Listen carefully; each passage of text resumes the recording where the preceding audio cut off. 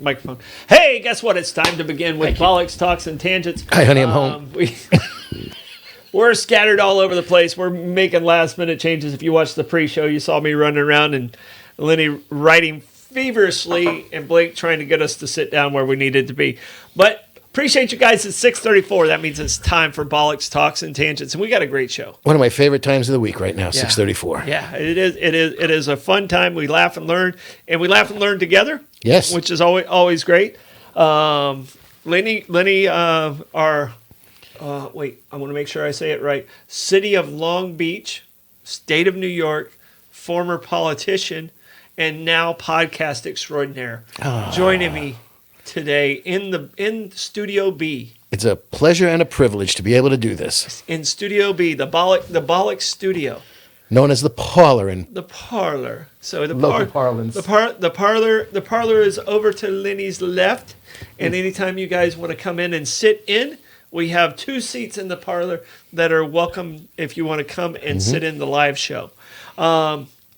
Blake's in the booth pushing all the buttons. Thank you, Blake Blevins. Hi. Appreciate you. My oldest, of course, and the smartest one out of the Blevins is in the studio today. Yeah, but we'll say though about the parlor though, you have to have a good strong bladder though, because you can't leave. You can't. Right. You can't. You have to be able to hold it for an hour and 5 minutes. Yep. So, all right. We are drinking today. We're drinking Basil Hayden Dark Rye. I don't know if this is even considered a bourbon, but it's a fine whiskey. It's a whiskey. It's a fine whiskey for sure. And I'm going to take my first sip. Right. And we killed that bottle. We did. That's a dead soldier right there. Yep. It's not a bourbon because bourbon needs a predominance of corn. Not. Yep. Dead soldier. Not rye. Yeah. Blake, did you want some? It's good. Sorry, we're out. I'm good. Thank you, though. Okay. I did learn to like rye very much. Yeah. No, and it's got a little more of a bite to it, but it's a very, very smooth rye as far as ryes go. All right, and that gets us right into our sponsors. Our sponsors, St. Augustine Distillery, and these guys just won a very prestigious award. So congratulations to the entire staff over at St. Augustine Distillery. It's like the best distillery in the country. The number one distillery in the country is the way I understood it. And well-deserved. These guys worked so hard over there. The owners, Mike and Phil. I talked to Phil right before the Mike Davis show. Just a wonderful man, great community guy. Congratulations. Worked so hard to get this going. And now he's reaping those rewards, rightfully so. And Citygate Spirits, I'm telling you right now, the unique flavors of Citygate Spirits is different than any other distillery tour you're going to take. Yep. And I have not seen anyone there that went, that was horrible. No, they've all loved it. And I'm telling you right now, if you're a whiskey person, you need to get down to Citygates and take their tasting tour. Yep, they give you a lot of different flavors to taste. It's great. The prices are fair on their bottles, which is nice. And if you're looking to break up an afternoon on St. George Street, it's a great place to take a little break. Oh, it really is. It really is. And also a great place if you do that and you want to soak up some of that alcohol or get more alcohol, stop in at Meehan's Irish Pub. Amazing food, great spirits, wonderful people. 3 bars in one, very unique experience that you're not going to find anyplace else in St. Augustine. I think the owner and operator is just such a lovely, lovely man that it's truly a top-down organization because Reggie is just salt of the earth, and it shows with the people that work with him and work for him and how he handles his customers and his place and the care he puts into that building. That's an old building. Yeah. No, it's amazing. We love it. It's family friendly. You can do it on a date night. You can do it. It fits everybody. Yep. And it's inside, outside. Really, really just amazing. All right. Also, somebody who fits everybody. Aber Kresge and Associates, the best CPAs in town. You have any tax issues, starting a new business, starting an LLC, they'll help you through that entire process. Aber Kresge and Associates, give them a call. All right. St. Augustine Pirate Museum. They also do the Taberna Bar. They do Bull and Crown. They do St. Augustine Seafood and the Colonial Oak. This group of talented professionals really make St. Augustine, downtown St. Augustine, what it is. So thank you, and we're so proud that you're our sponsor. And, Ray, who plays with us on our trivia team, had family in town. So I was able to gift him a bunch of VIP passes to the Pirate Treasure Museum. Oh, yeah. They loved it. Wonderful. They were thrilled with it. It was great. Great for out-of-towners, great for in-towners, but they really enjoyed themselves. All right, and this place might be our stop tomorrow for lunch. Kaiser's Deli and Market. Try the Bollox, and when you order the Bollox, get it with half turkey and half pastrami, and it dipped. Is that what it is? Or Pressed. Pressed, but I mean, with the what's the au jus? The juice you Au jus? Yeah. Yeah. Do you do that or no? No, not on that. No, because it's just too much with the pastrami. That would take away from the good pastrami grease. Okay. No, I think they load it with some little extra grease. I love the pastrami grease. Well, that's a pastrami. It's once the pastrami heats up. Yeah, the that's why I fat gotta go to comes the out of it, and fat is flavor. Oh, fat is Especially when you're dealing with turkey, which is kind of bland, vanilla, and neutral. I mean, I like turkey. Don't get me wrong. A turkey sandwich is good, but when I have a turkey sandwich, I either have to put a hot pepper, a sweet pepper, or some kind of Russian dressing. Every now and again, I'll go mayo heavy just for nostalgia. All right, and last but not least is Coquina Coast Realty. Give me a call if you have any real estate needs. I have available office space at the Cigar Building and at the Treasury. I have an apartment available downtown. My number is 904-669-7901. 904-669-7901. All right, Call up. We paid the bills. It's time to get started. Word origins. What you got? Your first word origin. My first word origin. We only have one. Each one of us has one. Well, mine is, and I'm sorry we can't say this. Omerta. Omerta? Omerta.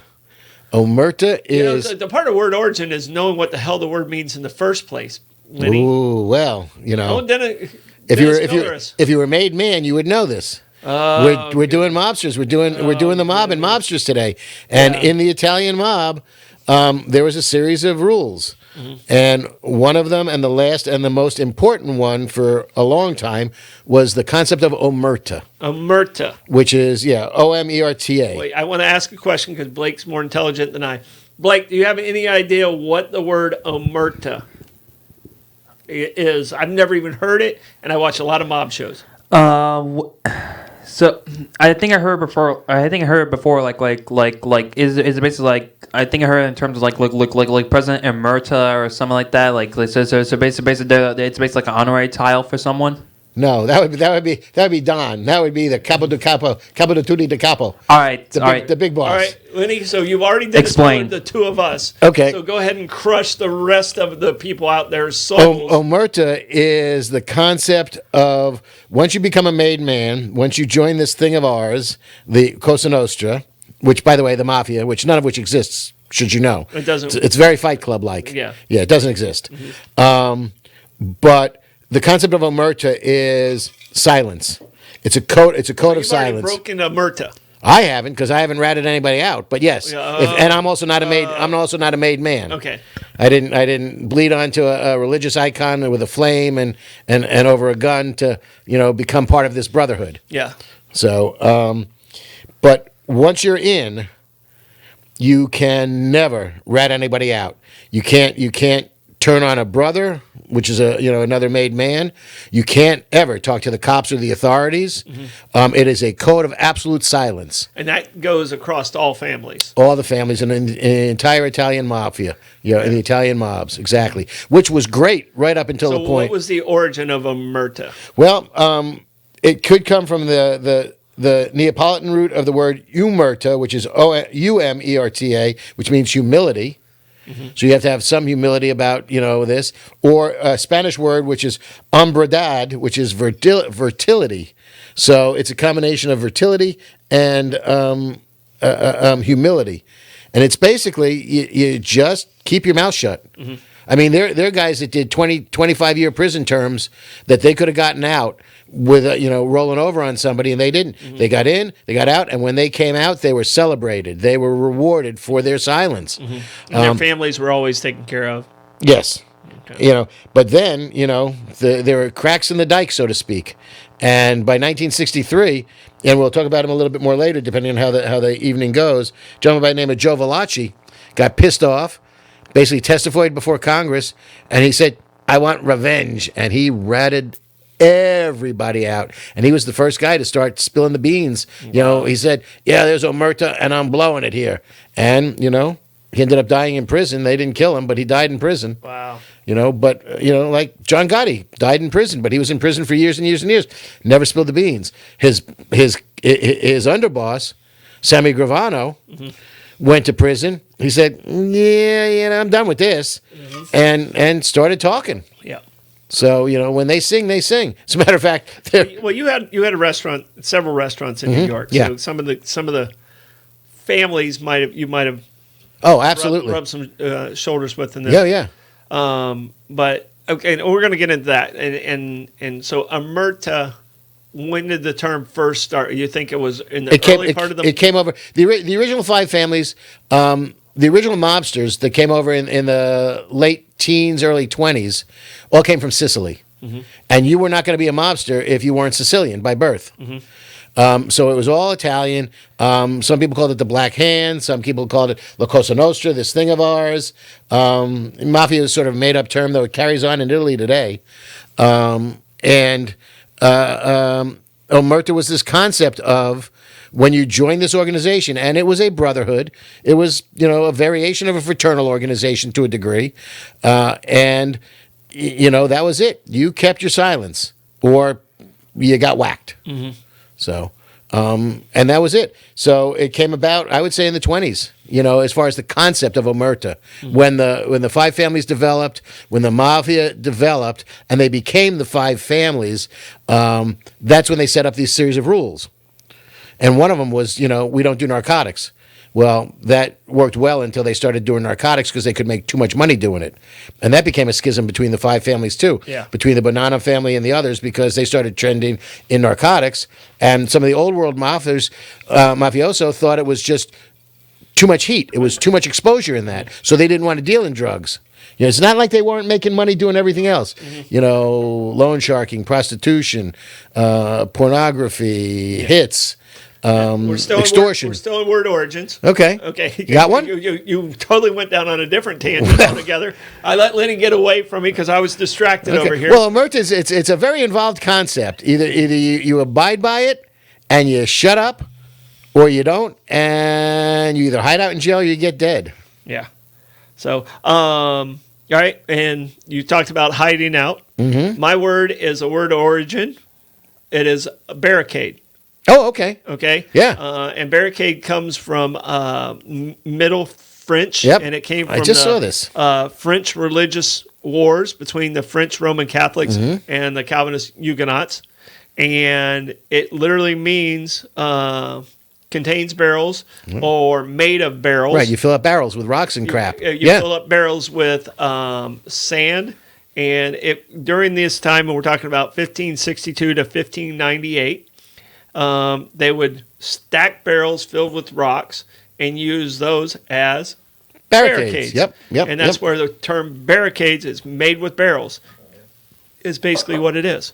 So I never associated a barrel with a barricade. Right. Until I read that. Yeah, I just saw that recently too. As a matter of fact, yeah, that's great, and it's very This show is very educational. Yeah. It really is. We learn things. Yeah. And sometimes we laugh. Yeah. Well, sometimes we got to be careful with the mobsters. Well, yeah, that's true. We're that's not making true. fun. All right. No. As they say, some of my best friends. We're doing this out of respect. Yep. Absolutely. But some of them never had the makings of a varsity athlete, though. That was a Sopranos reference. You got Junior said to Tony. I got to tell you, I watched the first episode of The Sopranos, and then I had to go away from it for a while because it was just so far-fetched. Not from reality, but from the fact that nobody in Newark stood up to these guys and said, "You're a bunch of middle-aged men walking around with baseball bats whacking people. Yeah. What the hell?" Nobody stood up to him. It's like, Paulie Walnuts. He may be menacing, but you look at the guy. He's not a varsity athlete. Yeah. But I don't understand. The thing is, it's the menace. Here's the thing, and I've been in a couple of fights in my life, and I've won fights because I understand being in a fight, you got to want to win the fight. Yeah. 99.9% of the people in the world don't want to punch someone else in the face. They don't want to punch someone at all. Right. They have no violence. Human beings are not made for violence, even though what you see on the news and everything else. We're too physically fragile. Yes, we are not made. We're soft. Well, we're not mentally made for it. Right. And it's the person that's willing to be in the fight that usually wins the fight. And when it comes to mobsters and gangsters and what I'm reading in history, it's not always the strongest guy. No. It's the guy willing to be the Joe Pesci of the Right. world in Goodfellas. Right. He was the scariest guy in the movie, and he was 5'4". Yeah. You know? Spider, you mumble and fuck. Yeah. Oh, now I'm funny to you. Yeah. I mean, Yeah. I'm just joking here. So it's that's the mobster fear of they know that person's not going to stop. That's the fear that comes along with it. It has nothing to do with what they look like in a middle-aged guy. I mean, Right. some of the people that scare me the most in life were middle-aged guys that had zero fear in life. Right. So, And you look because you look at some of the guys who became the pinnacle. Now John Gotti was a presence. I mean, the guy was relatively trim. He was good looking. He had that mane of hair. Yeah. The Dapper Don, the Teflon Don, whatever you want to call him. So he cut a. But then and in the 30s and the 40s, even still, the guys were. As Blake said, they were not varsity athletes. But then you see a couple of guys that were, running these families after, Profaci went to jail. A couple of these guys went to jail, and it's like, maybe they're 6 foot tall, but they're also 275 pounds, and it's not muscle, So these were it's the guys that's willing to be in the fight. right. And a lot of these guys, when they started, they did their own dirty work. They got their hands dirty. All right. I have a list of, you can see, I think I have 9 written down over Okay. here. I don't think we can do this show without talking about Capone. Okay. I think we have to talk about Capone and his rise and where he was at. He was nicknamed Scarface. No one called him that to his face. Right. He was called Big Al, allowable. His nickname Snorky is probably what his closest friends called him. Snorky. Snorky. Okay. So his closest friends called him that. But he was a 5 Points gang member as a teenager. Kind of rose through the ranks because he was willing to be in the fight. And 5 Points in New York. Yeah, 5 Points gang member in New York. And then he triculated over to Chicago. Right. And when Prohibition came along is when he got his real juices. Right. So Well- when I say Capone, what comes to mind to you? Basically, Chicago, the St. Valentine's Day Massacre, the bootlegging, the absolute no concern for Tommy gunning people down in the street, mob wars, and blood and violence in the streets. It was interesting because when the commission was created by Lucky Luciano to bring the 5 major families together to create this organization, and they created a commission. It was the 5 New York major mob families, and Chicago and Buffalo. So they were brought in. They were adjacent. They were like commission adjacent.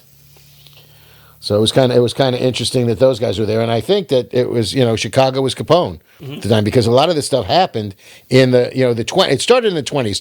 Two guys got together and said, instead of us fighting against each other, why don't we work together and we can control basically the world, which for quite some time they did in New York and it's funny too because if you realize it, there was a series of little pulp novels that I read called The Executioner. No. It wasn't. It'll come to me. But it was about this guy who was, basically going to war against the mafia families because the mob killed his wife and his kid. So he went and it's like, there's the Buffalo mob, the Pittsburgh mob, the Kansas City mob. I mean, there's, you go to the Mob Museum in Las Vegas and you don't realize how many major cities in America have mob families.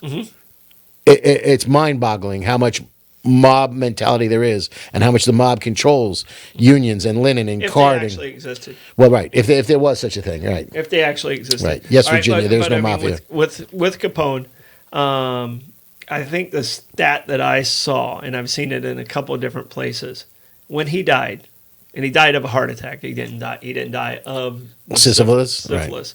He did have some insanity from the syphilis that made him not the person that he actually got out because of some of the insanity stuff, because he was convicted of tax evasion. Tax evasion, right? In prison in Florida. When he died, they said his family controlled about $3 billion at that time. Mm-hmm.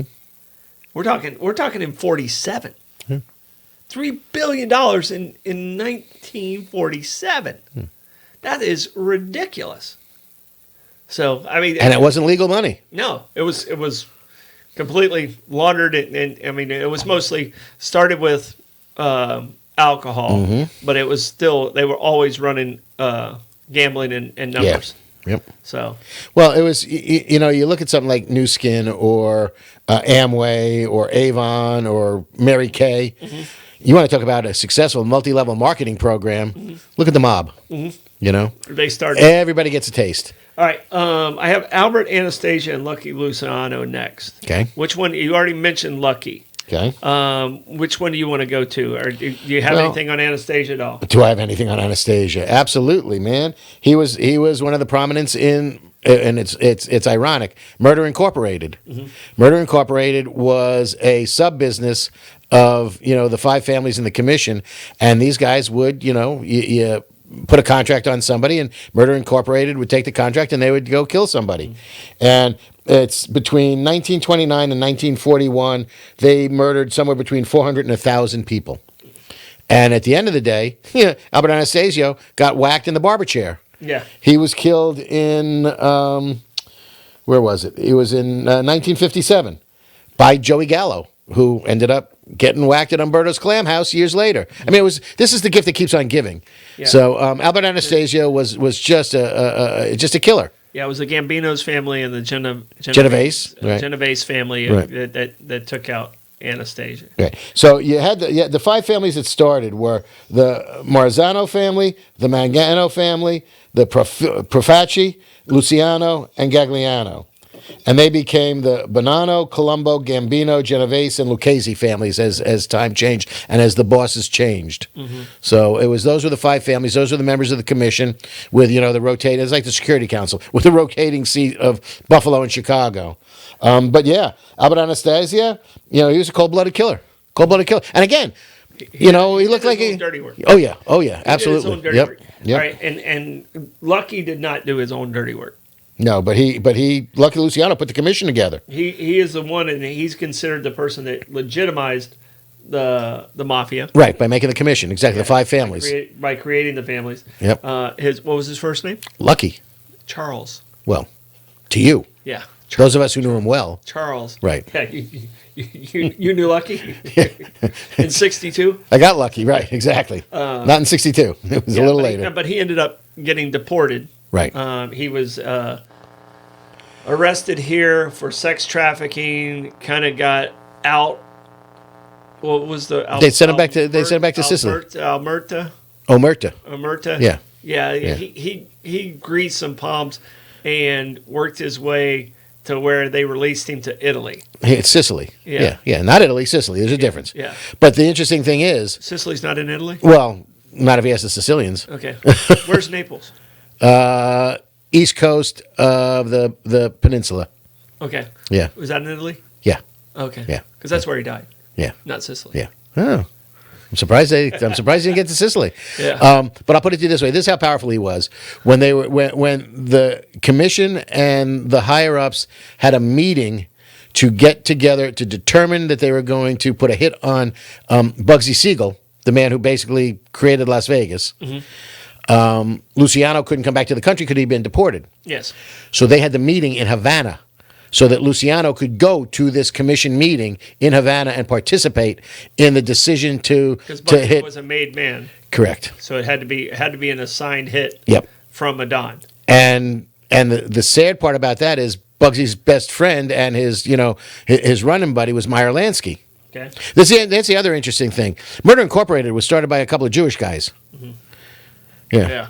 But Meyer Lansky, who was Bugsy Siegel's mentor, among other things, eventually capitulated and gave his okay to hit Bugsy Siegel, and they killed him in Hollywood, or in Beverly Hills, actually. Yeah. All right. Right after Luciano came into power was Frank Costello. Costello, yep. Costello, like Abbott and Costello.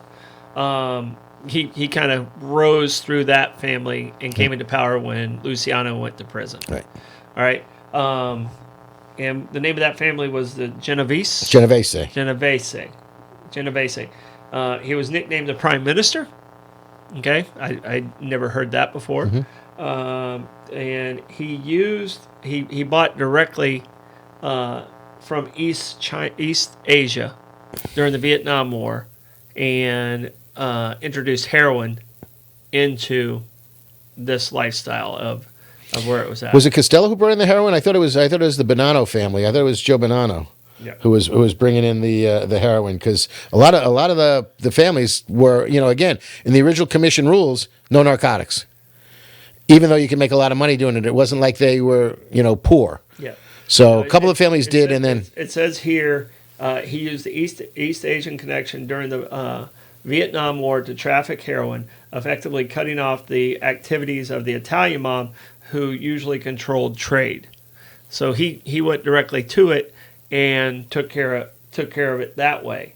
And it also says he survived the assassination attempt that killed Albert Anastasia. Mm-hmm. So, and escaped many legal cases, and he eventually died of a heart attack at 82. He retired. He's Frank Costello. There was a hit on Frank Costello, guy who was executing the contract, was sort of friendly with him and knew Costello. And again, this is where Omerta comes in. So, the guy goes into the lobby of his hotel. The doorman sees the guy doing the thing. Costello sees the guy, turns around. The guy is a little shaky. The bullet ricochets off of his hat band, and there's a picture of his hat with the bullet strike on it. Frank Costello is now walking around for 3 or 4 days or a week or so with a big bandage around his head. And he basically says, I didn't see the guy. He does Omerta.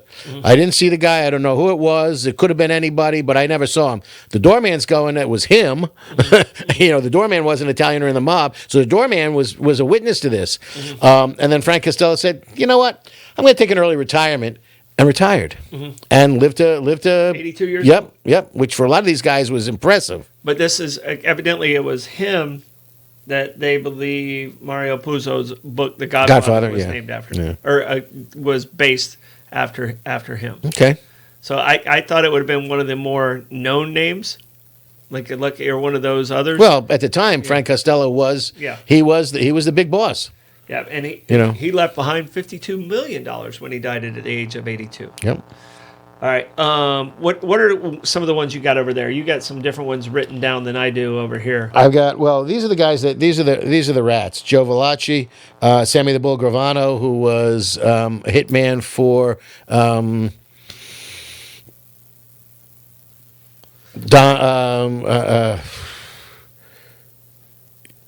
Gotti. Okay. Gravano was the underboss for John Gotti when John Gotti was the Don.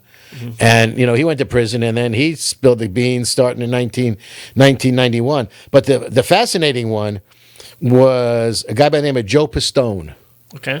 Joe Pistone was an undercover FBI agent who was in the Bonanno family for 6 years undercover as a gentleman by the name of Donnie Brasco. Donnie Brasco. Donnie Brasco, yep. Sometimes forget about it means forget about it. Yep. So he was. Have you ever seen Donnie Brasco? I have not. Yeah. Okay, I think that was I have not. That was I have not. Right. Yeah, that microphone works better when you talk into it. I was talking to it, Dad. Come on, producer.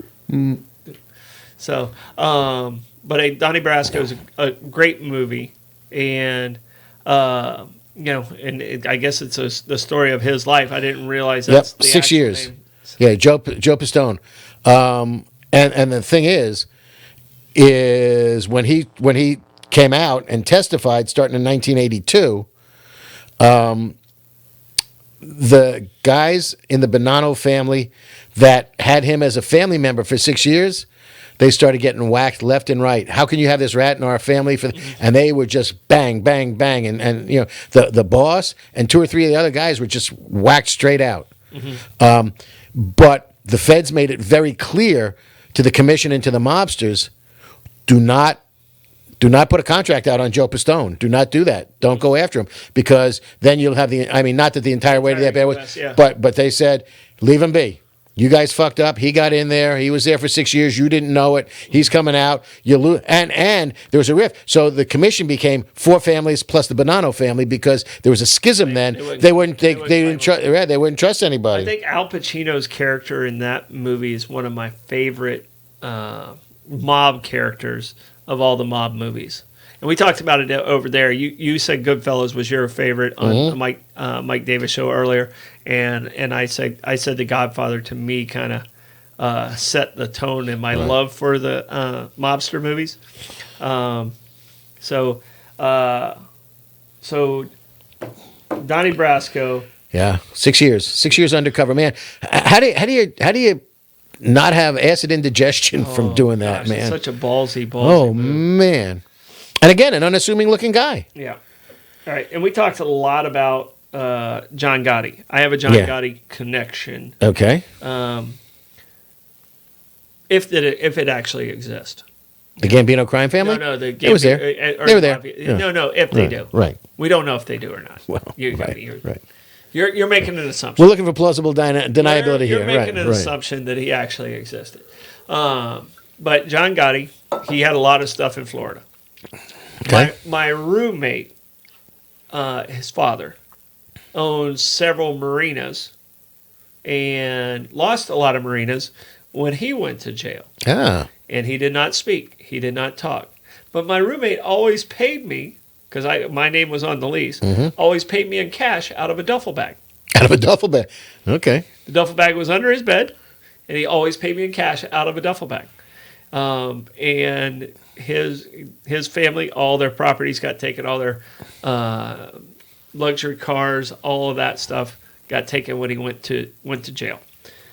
I'm running numbers to pay the bills. I'm on a government salary at the time, and we're beyond the. I'm sorry, you're running numbers? I'm running numbers like I'm gambling and taking bets. And, Okay. And doing that for extra money at this time in my career. And my roommate knows this, and I'm running it out of our apartment.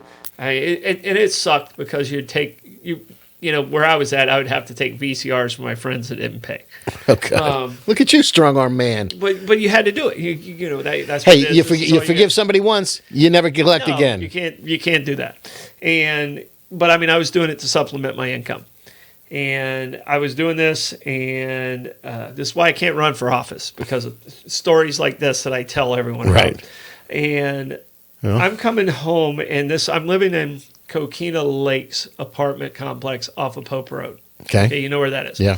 So I think it's still called Coquina Lakes. I think it's now condominiums, but I lived one of those first. And I come in, and my 2 roommates are sitting on the couch, and I knew his dad was in jail and the story behind it. I come in and I go, "Hey, you guys notice the guys that are sitting out front? They've been there for 2 days, sitting in the car." And without even looking up, eating his Domino's pizza, my roommate goes, "Yeah, my dad got out." And that's all he said. I was like, and I called him by his nickname, and I was like, "You got to be kidding me! You're telling me?" He's like, "Yeah, they're probably tapping the phones. They don't care about you." I was like, "Oh, come on, man!" Yeah. You're just a lowly numbers runner. Yeah. They don't care about you. Jesus. So and that literally, I was just like, "You got to be kidding me! Will you let me get away with?" Yeah, but doing that out of the house. Gotti was the dapper Don because he was so well dressed and put together. Somebody said, "You're wearing $1,000 suits." He said, "No, these are $1,800 suits. It wasn't $1,000 suit. It was an $1,800 suit." And they call him Teflon Don because he got off on. They'd arrest him and he'd get off. They'd arrest him, he'd get off. Well, except for the last time when he didn't get off and he ended up dying in prison. Okay. But he's still running the family from prison. So it's again omerta, and that's it's like the scene in Goodfellas where they're in there and the 6 of them are in their cell and they got a stove and they're slicing the garlic and they're cooking dinner and it's like it was like the Catskills. It was like Villaroma. Well, and the reason I brought him up is because the next one was the Gambino. Carlo. Gotti. Grandpa, ended up being in charge of the Gambino family. Correct. But the Carlo, his original family was Genovese. Genovese. And Carlo was an interesting character in his own. He changed it to the Gambino family. I got to get back to him there. He was called Don Carlo. Right. It was actually the Mangano family became the Gambino family. The Luciano family became the Genovese family, I think. Oh, is that what it was? Yeah. Okay, that was a progression. Yeah. All right. Yeah, they all switch back and forth depending on who was the boss at the time. So another guy who dies at the age of 74 Yeah. of a heart attack. Yeah. Everyone thinks that all these mob bosses got shot, and some of them did. Yeah. Some of them did. A couple of them retired to Arizona. But a lot of them just drifted off And and lived in society. oh yeah. And And- lived well. Yeah. Oh, yeah, they definitely lived well. Because I had an old business partner of mine. His daughter dated Carlo Gambino's great grandson for quite some time, and apparently Carlo had one hell of a freaking wine cellar. Oh, I can't even imagine. Guy had what some that was like. phenomenal bottles of wine and stuff. I can't even imagine what that Well, looked you know, where I lived in Long Beach, that scene in The Godfather where they go to the mattresses and you know they're in that little walled house. Mm-hmm. That was in Lido. 5 minutes from where I grew up.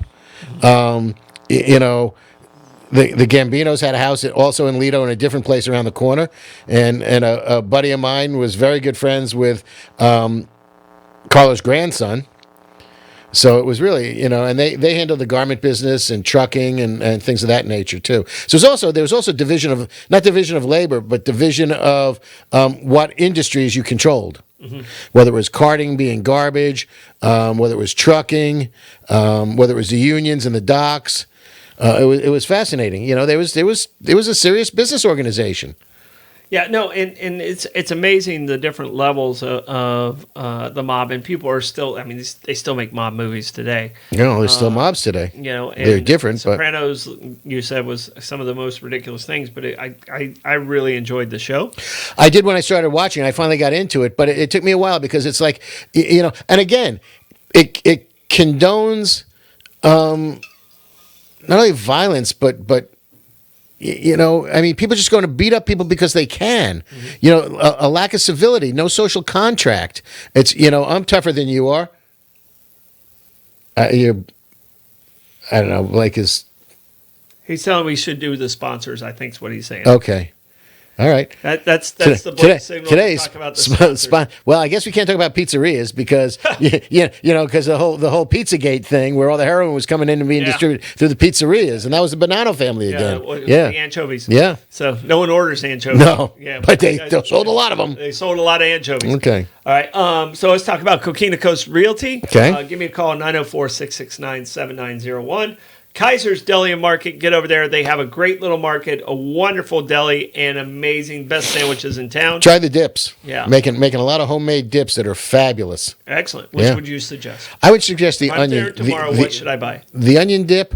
I don't know that I would put the onion dip on the Bollox with the pastrami, but if you just did it with the turkey and the ham, the onion dip would be perfect on it. Okay. So if you back down, if I get some boar's head and take it home and then use get the onion dip, absolutely. Get the onion dip for that. Okay. And grab a bag of chips too, because Jules, tweaked the recipe a little bit, and it was great to start, and it's even greater now. Excellent. So yeah. All right. St. Augustine Pirate Museum, they have over 800 original artifacts. They have one of the 3 Jolly Rogers. It's so enjoyable. Existence. It's an amazing place. You'll love it. St. Augustine Pirate Museum. Bear Kresge and Associates, they're just the best in town. Simply the best. The CPAs that just know how to do things right and keep you out of trouble and save you money. And also knowing how to do things right. This restaurant, to me, and bar, whatever you want to call it, just a family location. Also, Meehan's Irish Pub. You talk about the Irish cream. Blake raves about their mac and cheese. I love their curry. There's something for everyone. They have an oyster bar upstairs. Give Reggie a call. Get over there to Meehan's Irish Pub. Last but not least, award-winning #1 distillery in the country, St. Augustine Distillery. If you haven't been there, if you haven't tried their products, you need to try their products. You will fall in love with it. And also their sister company, Citygate Spirits, located right there on the bayfront. 2 amazing companies in one. And thank you guys. Appreciate you allowing us to do Bollox Absolutely. on a regular basis. Absolutely. Go to the distillery. It's just it's worth it, you know. And it's funny because the distillery and the Pirate Treasure Museum, you can both exit through the gift shop. Yeah. So there are things to take home with you. Wow, I wonder who thought of that. That was a great idea. So, all right, I'm going to go a little off script. Okay. And I'm going to hit. A lot of these people are very scary people, but on The people that you're bringing up. the one I'm going to bring up. Okay, but I'm going to stop you there for 1 second, Okay. and then I'll let you go. One of the other components of the commission and the five families and the Cosa Nostra was the fact that civilians were off limits. Yes. You wanted to kill a made man. You wanted to kill somebody from another family if they had get earned it or deserved it. That's fine. That's one thing. But you first of all, you don't go after anybody's families. Yeah. You know that was it. Wives and children were Always off limits. Correct. And also, you didn't go after civilians. Yeah. The people that you're about to bring up have no such compunction They didn't care. whatsoever. There's the concept of collateral damage does not matter to the people that you're about to discuss. Yeah. No, and I can tell you, on this list, the scariest of what I consider a mobster is a woman. Yeah. And I think she never, as far as we know, killed someone herself. But she had over 10,000 people killed. All right? And she's the Black Widow. All right? At her peak in the 70s and 80s, Griselda Blanco became the first ever billionaire criminal. We're talking a woman, billionaire criminal. All these guys on this list, you don't see women in the gangster mix. No. But this woman reached a height that none of these other guys reached. All right? Earning $80 million a month from smuggling cocaine from Colombia to the U.S. She was a drug lord of the Medellin? Medellin. Medellin. The Medellin cartel. Medellin. And she was considered the Black Widow, the cocaine godmother, and the queen of narco trafficking. Mm-hmm. So she never carried out any of her own killings. I'm trying to remember because I watched the beginning of Griselda. She didn't kill a couple people in the beginning of that? She ordered the deaths of some 2,000 people. And she was shot dead at the age of 69 outside a butcher's by a man on a motorbike in Colombia.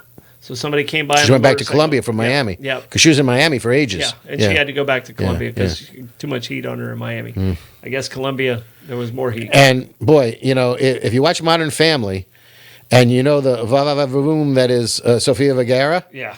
well, you should see her portrayal of Griselda Blanca. Oh, really? Oh yeah, she's the one. Because there's a plays show her? called Griselda. Oh, I haven't seen it. Oh yeah, I think it's on Netflix. Oh yeah, it's a series, and she plays Griselda. And man, what a transformation from Gloria A Modern Family. Pritchard. Yeah. So no, and I can tell you, I lost the comments here, but it's incredible the evil Oh yeah. of this woman to get her means. And then this is the next one, and I did watch this drama series of this gentleman, Pablo Escobar, Right. and Pablo was also at a different level. Pablo, I don't know if did you see Narcos? No. Okay. So It's I'm torn because some of it's good and a lot of it's very educational or informational, but it also glorifies people that shouldn't be glorified, and this is where I get conflicted. Like The Sopranos, it was great television, but you're supporting people that were just horrible human beings. all right, and Griselda took off from where Pablo started. Yeah. Pablo started this cartel, and Pablo is said to have murdered some 4,000 people.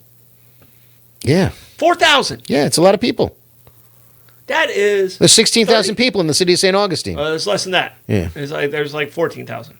So I was going to say it's like 30%, 35, almost 30% of the city of St. Augustine. Yeah.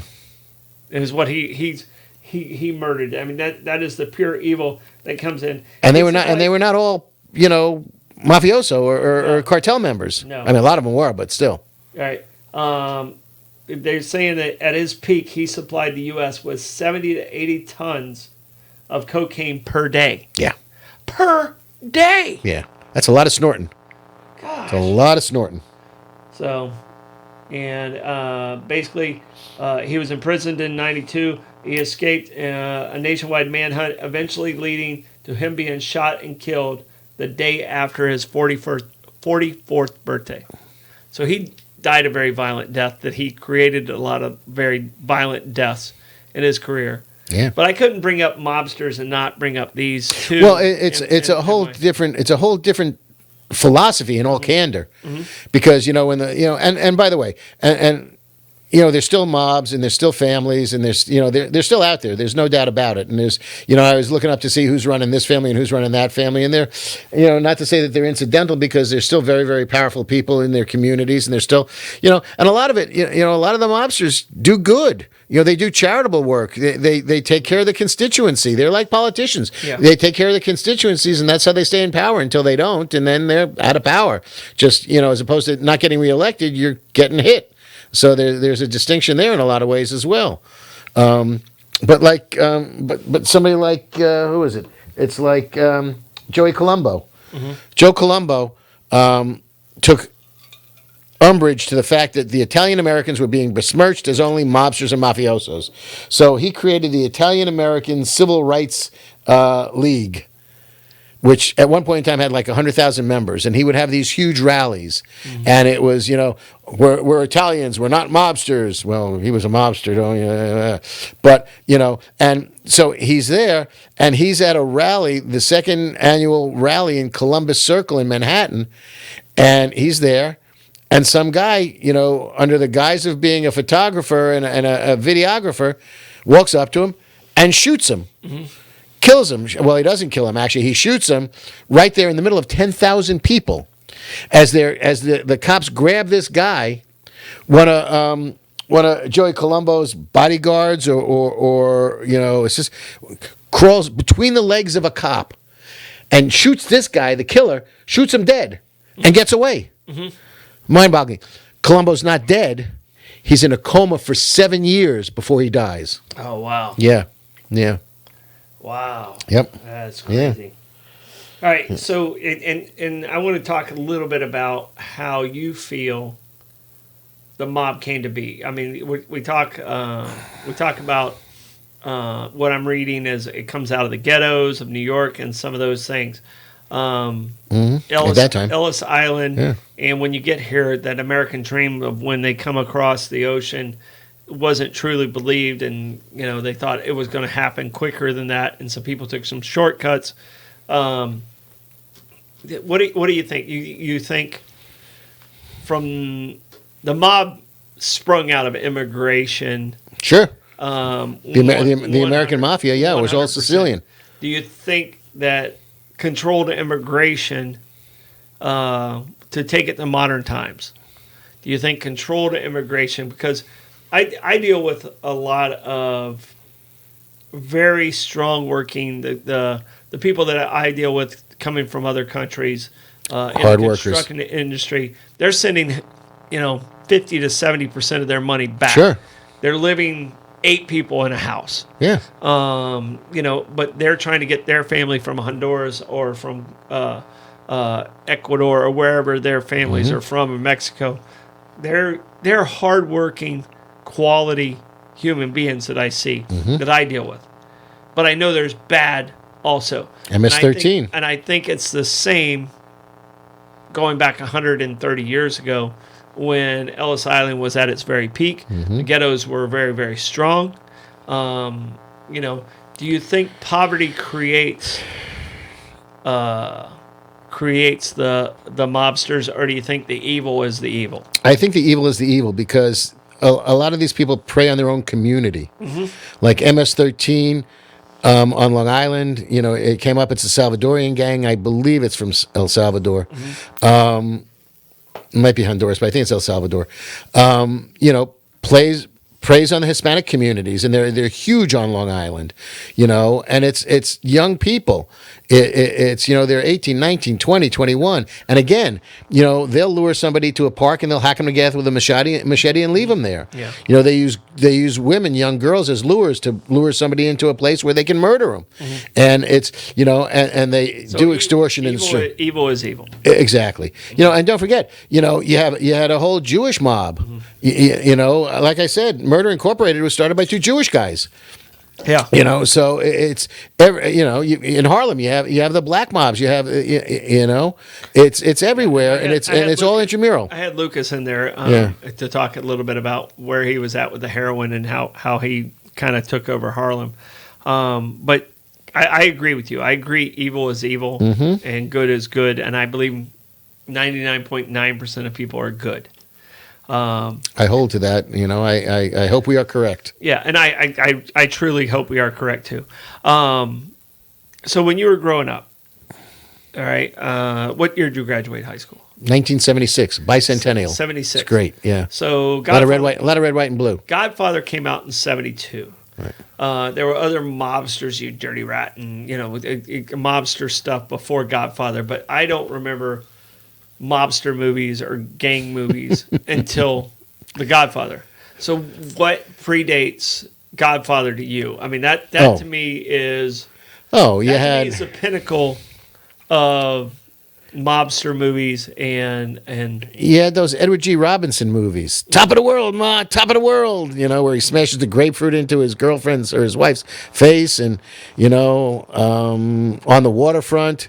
Yeah, there were a lot of movies in the 50s and the 40s that were sort of mob-esque movies, and they were alluding to it.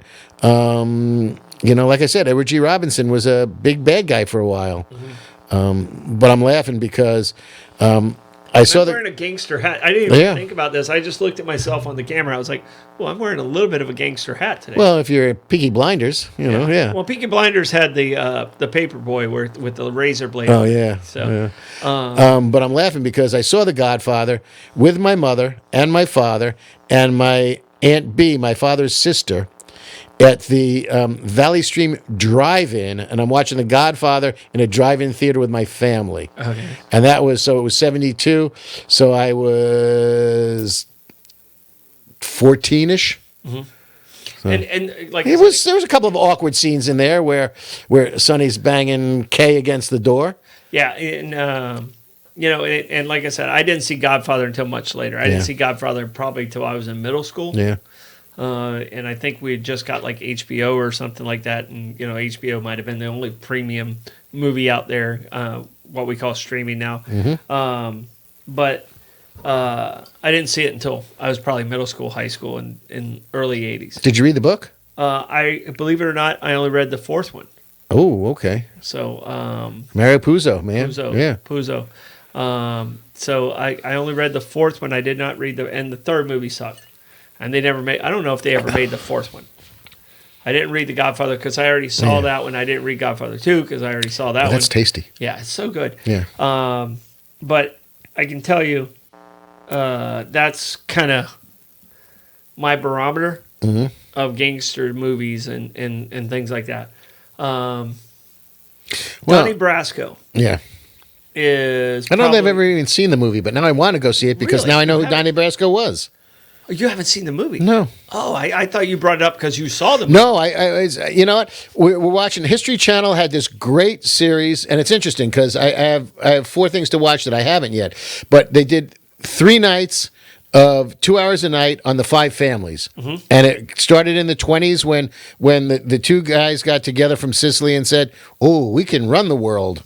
So that was pretty great, and it went from there up to Gotti dying in jail, and it was news footage. It was fabulous. It was news footage. You're looking at reporters that I grew up with, John Johnson and who's the guy who's the crime reporter now, who was the vice mayor of New York, who's a terrorism. The guy started out as a street reporter and did the mob stuff in New York City.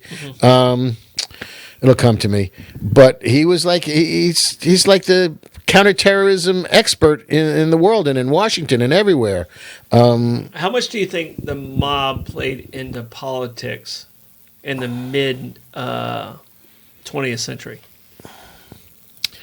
Because there was always a connection with JFK. Yeah, but that and, was... and how that worked, and with Sinatra somewhat floated between JFK and the mob type situation, and then Bobby K goes after the mob. Yeah. So I mean, I think it was more economic. When I think mob and politics, I go to the Kennedy family. Yeah. Do you think that's it started with his father? I was going to say, does it start with Jack? Oh, with no, Jack wasn't. Jack was his older brother. Right. It was. It was. I thought it was Joe Kennedy. Joe Kennedy was the ambassador to England. Yeah. Who was, by the way, made more money in bootlegging than Al frickin' Capone. Mm-hmm. Believe me when I tell you, this guy was not a nice man. I think it was more of an economic relationship than necessarily a political relationship. I think the political relationship was there for economic benefit between politicians and the mob, per se, in my opinion. And it was tough because Bobby Kennedy, as the Attorney General, was going after the mob. Yeah, and it was a dicey road to rake. Blake asked me, did I think that Bobby Kennedy would be a good president? Mm-hmm. I think Bobby Kennedy would have won. Yeah. But I don't know if Bobby Kennedy would have been a good president at that time. I think Bobby Late Kennedy 60s? was a non-compromising human being.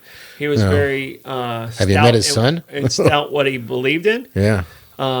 His son's a little more progressive, out there? progressive in thinking. Out there? We're trying to be complimentary. Okay. Out there. Out there's okay. there's non-judgmental. I think he's a free thinker. Yeah. A little bit too free. What was the name of this? The movie that DiCaprio, Damon, Martin Sheen, Wahlberg, and was that? I want to say the Unforgiven, but that wasn't it. It was the Boston Mob movie. Blake, you remember the name of that movie? I do not remember that movie. Well, the ending of that movie. Whew. Yeah. Well, that's the whole thing. I mean, you had the whole Boston mob and the Irish mob too. Yeah. You had the Hell's Kitchen people. Then you had up in Boston, you had Whitey Bulger and the whole Irish mob. Mm. Yeah, but I mean, go ahead, Blake. But we'll say that, like, so here in St. Augustine, we really didn't have like an actual like mob like type here. We had organized crime in the past. Like we still have organized crime going on right now, but have we ever had like an official like mob family been in town? Well, it's hard to say, and I can tell you this. I mean, a lot of the tactics that was used by big business, that actually very stout religious religious people, non-drinkers like Rockefeller and Flagler and some of them, they used a lot of the same strategies. Mm-hmm. To make the mob organization work.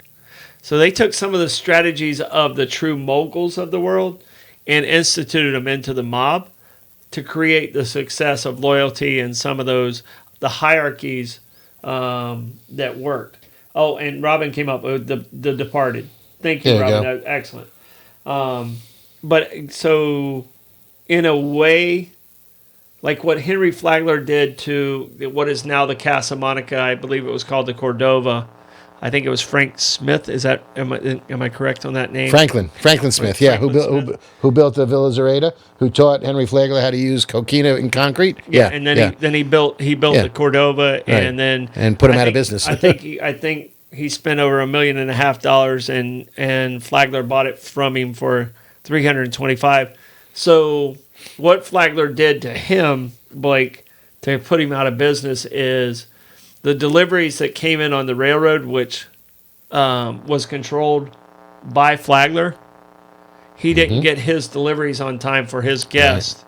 Right. And all of a sudden they were stalled, and it was a tactic, very mob-like tactic that was used. And, it was probably legal, but it was very mob-like. Well, it wasn't ethical. Yeah, it definitely wasn't ethical. Wasn't ethical. That's what. Look, I've been saying for years, and people look at me cross-eyed. I think that Henry Flagler was, from a business sense, a very good businessman, but he was not a nice person. And people say, oh, he was very philanthropic, he was very charitable. You know what? Bullshit. The guy would strong-arm the shit out of you, put you out of business. If the bells were ringing in your church, he'd buy your church and then give you a steeple without a bell in it.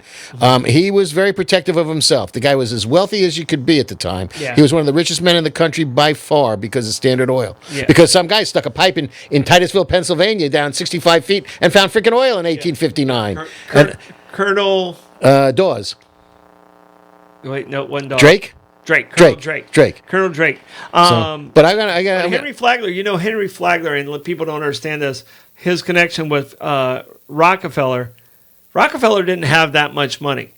Henry Flagler didn't have that much money. Henry Flagler's first wife's dad had the money. So Henry Flagler got 25% of Standard Oil. People don't realize what a big partner he was in Standard Oil. Henry Flagler's father-in-law had 25% of Standard Oil. John D. Rockefeller had 50%. So people, everyone thinks Rockefeller, Standard Oil, they just think of him, right, and he owned it outright. The other two families could have overpowered Rockefeller in a lot of different ways. Rockefeller and Flagler were best friends until Flagler's third wife. Flagler didn't start drinking until the age of 62. Rockefeller was kind of a teetotaler, right, and so was Flagler. They walked to work together every day in Cleveland and home together every day in Cleveland when they were building Standard Oil. Flagler's the one who created the monopoly of Standard Oil. And the transportation aspect of it, 100%. Yeah. He regulated the transportation. Flagler was a shrewd businessman. And you can say what you want, and these guys did it. They did it under the guise of the Bible, right? Well, but they controlled a lot of business, saying they're doing great things. Well, they did vertical integration. Instead of going horizontal, they started oil, and then the transportation of oil, and then the gas stations and everything. So they took it in every direction. But I'm going to loop us back here for a second. All right, we're already over 2 minutes, so go ahead. Okay. Well, here's the deal. Just to let you know that the mob still exists, and the mafia in Italy in particular.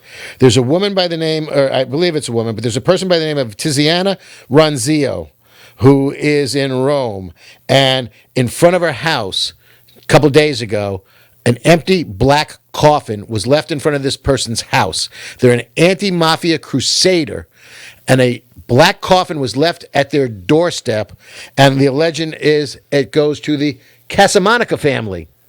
So there's a mob family in Italy called the Casamonica. One word, Casamonica family, allegedly left a black coffin as an intimidation technique in front of this anti-mob activist, their anti-mafia activist house in Italy, in Rome. Yep. All right, guys, it's time for us to go. I want to say thank you. I appreciate everybody's comments that are out there. If you guys would, please hit that share button. We're on YouTube. Blake makes sure we're up and running on that all the time. Great information. Lenny, you had insight from New York that I never had. Oh yeah, this was all local to me. There wasn't a lot of mob and clan. No, there was a different type of clan. Right. Oh yeah. Well, I mean, and we might have to do some secret societies next week. I think that's a great guys, idea. If you would hit us with some messages, either me or Lenny or Blake, of ideas that you want us to talk about and do a little bit more research on, because we love doing these deep dives. It's so much fun. This is Bollox Talks and Tangents. We'll see you next week.